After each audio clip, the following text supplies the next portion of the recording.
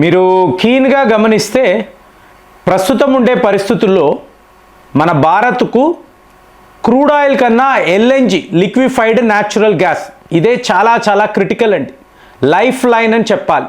ఎందుకంటే key industries ముఖ్యంగా medical field అలాగే హౌస్ హోల్డ్ మన ఇళ్లలో వాడే గ్యాస్ ఒకవేళ దొరకకపోతే పరిస్థితి ఏమిటి?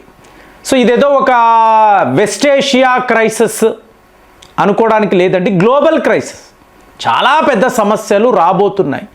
మరి ఇప్పుడు మనం ఏం చెయ్యాలి అంటే మల్టీ లేయర్స్లో మనము ఒక స్ట్రాటజీ అనేది వర్కౌట్ చేస్తున్నాం, వేరే మార్గం లేదు.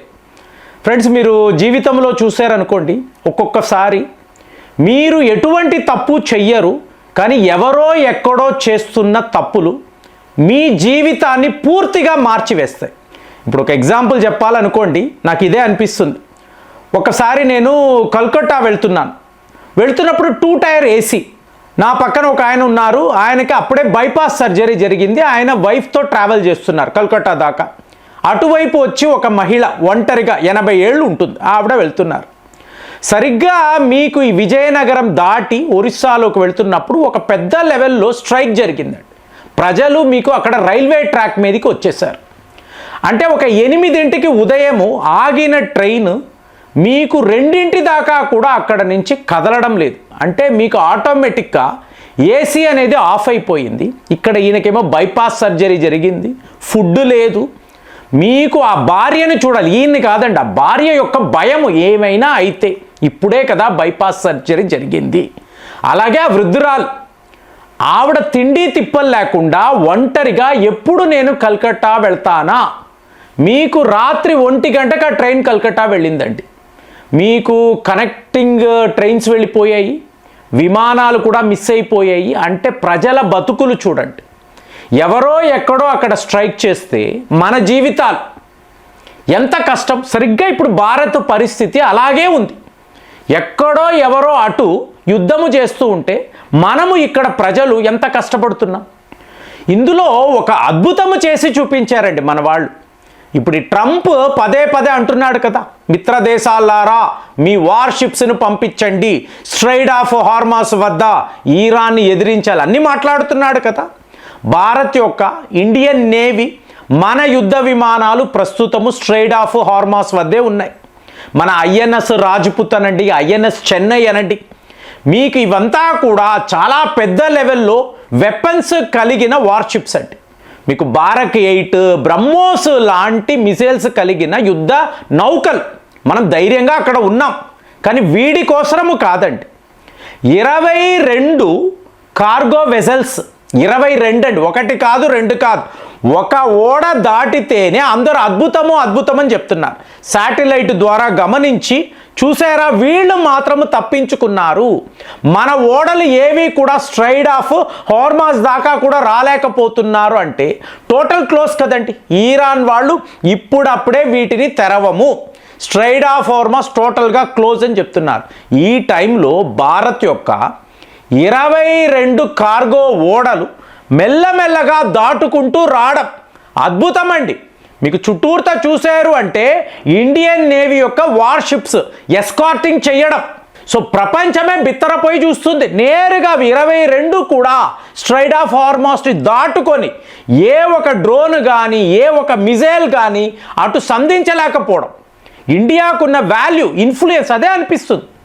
చూడండి, ఇంత ఒక పవర్ఫుల్ కంట్రీని మనం డెవలప్ చేసుకున్నాము, మన ఇన్ఫ్లుయెన్స్ ప్రపంచం మీద చాలా ఉంటుంది. అలాంటిది మనమే అష్ట కష్టాలు పడి ఈ ఓడలను మెల్లమెల్లగా భారత్ దాకా చేరుస్తున్నాము. అంటే చిన్న దేశాలు, వెస్ట్ ఏషియాలో ఉండే చిన్న దేశాలు వీళ్ళు ఏమైపోతారండి? ఆయిల్స్ లేవు, గ్యాస్ లేక వాళ్ళ హాస్పిటల్స్ ఏంటి, ఈ మెడికల్ ఫీల్డ్ ఏంటి, అసలు ఇండస్ట్రీస్, ఇళ్లలో గ్యాస్ లేనప్పుడు ఈ పరిస్థితి ఏంటి ఆలోచించండి. సర్వనాశనం అయిపోతారండి ఈ దేశాలు.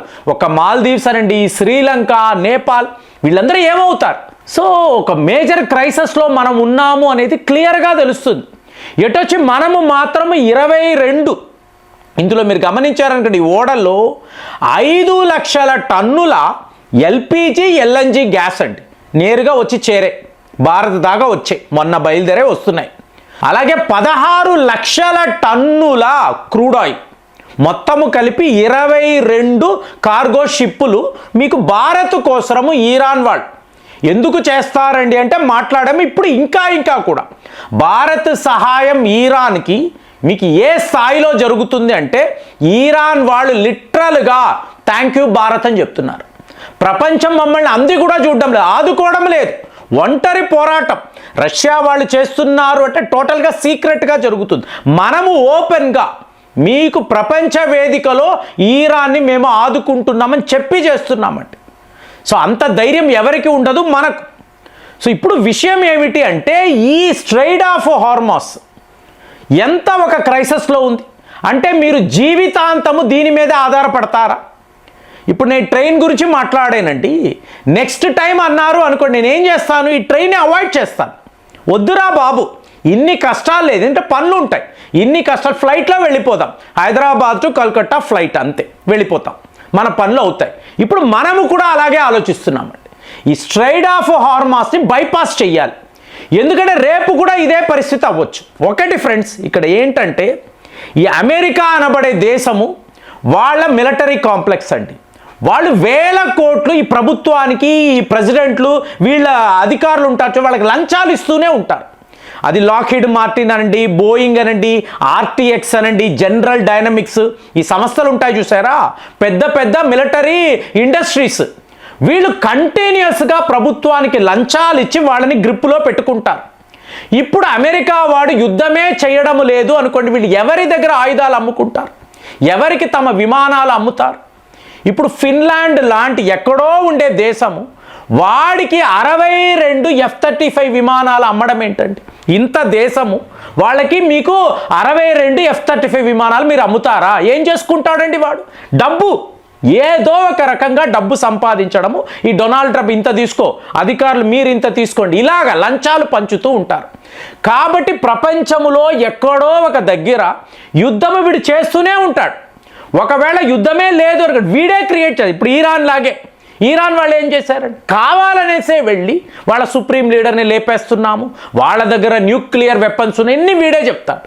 ఇప్పుడు అక్కడ ఒక ఏజెన్సీ ఉంది కదండి, అటామిక్ ఏజెన్సీ, వాళ్ళు చెప్తున్నారు కదా, లేదండి వీడు వింటాడాలి, వీడికి యుద్ధమే కావాలండి. కాబట్టి స్ట్రైట్ ఆఫ్ హార్మస్ మీరు బైపాస్ చేయాలి. అంటే అలా ఆలోచించారనుకోండి, మీరు ఎటు వెళ్ళినా కూడా అమెరికా వాడు యుద్ధం అనేది ఆపడు కదా. ఇప్పుడు అందరూ మాట్లాడేది స్ట్రైట్ ఆఫ్ గుడ్ హోప్, మనం ఆలోచిస్తున్న ఇప్పుడు విషయం మల్టీ లేయర్స్ అంటున్నాను కదా, దీనిని టోటల్గా ఆపేసి, ఎందుకంటే ఖతార్ నుంచే 47% మనకు ఎల్ఎన్జి గ్యాస్ అనేది వస్తుంది. వాళ్ళ రస్ లఫాన్ అనబడే గ్యాస్ కాంప్లెక్స్ టోటల్గా ధ్వంసమైంది, వాళ్ళు ఆపేశారండి. సో మనకు రావాల్సిన గ్యాస్ అనేది ఇప్పుడప్పుడే వచ్చే పరిస్థితి లేదు. మనం America, Russia, Canada, Australia, Africa దేశాల మీద ఆధారపడుతున్నాం. ఇప్పుడు ఈ కార్గో షిప్స్ అనండి, మీకు వేరే మార్గాలంతా ఏమిటి, ఈ దేశాల నుంచి గ్యాస్ తెచ్చుకోవడమే. సో దీనికి స్ట్రైట్ ఆఫ్ గుడ్ హోప్ అంటున్నాము. అలాగే మీకు సూజ్ కెనాల్ ఇలాంటివి ఆప్షన్స్. కానీ మీకు ఎప్పుడైనా సరే రేపు కూడా ఈ సమస్య వస్తుంది అన్నప్పుడు మీరు వేరే మార్గాలు వెతకాలండి. ఇంకా కూడా ఇలాగే ఈ ట్రెడిషనల్ మెథడ్స్ మీదే డిపెండ్ అయ్యారు అనుకోండి, ఇలాంటి ప్రాబ్లమ్స్ వస్తాయి. ఇప్పుడు ఇరాన్ని మన వైపు తిప్పుకున్నాము కాబట్టి ఈ కార్గో షిప్స్ అంతా స్మూత్గా భారత్లోకి రావడం, ఇండియన్ నేవీ అక్కడ మీకు రక్షణ కవచము లాగా ఉండడం. సో ఇది మనం చేసి చూపిస్తున్నాం. కానీ మీకు గ్లోబల్ లెవెల్లో చూసారనుకోండి, ఎన్నెన్ని దేశాలు మన మీద ఆధారపడి ఉంటారు. ఇండియన్ ఓషన్ రీజన్లో భారత్ యొక్క రక్షణ కావాలి అనే దేశాలు ఉంటారు. మరి వాళ్ళను కూడా ఆదుకోవాలి అనుకోండి, మీరు ఒక కొత్త రకమైన ప్రణాళిక అనేది మీరు వెయ్యాలి. అలాగే ఇలాంటి క్రైసిస్ వచ్చినప్పుడు ఎవరికి ఎటువంటి ఇబ్బంది లేకుండా మనం ఒక్కరము కాదండి, తక్కిన వాళ్ళను కూడా కాపాడాలి. అదే ఒక అసలు సిసలైన లీడర్ యొక్క లక్షణం. సో ఇప్పుడు భారత్ ఈ రీజన్లో లీడర్ లాగా ఉండి తక్కిన దేశాలను కూడా కాపాడాలి అంటే వేరే మార్గాలు వెతకాలి. స్ట్రైట్ ఆఫ్ హార్మస్ని మీరు బైపాస్ చేయాలి. ఇది మనము చెయ్యగలమని మీకు అనిపిస్తుందా? కామెంట్స్లో రాయండి. మళ్ళీ వచ్చే వీడియోలో కలుద్దాం. జై హింద్.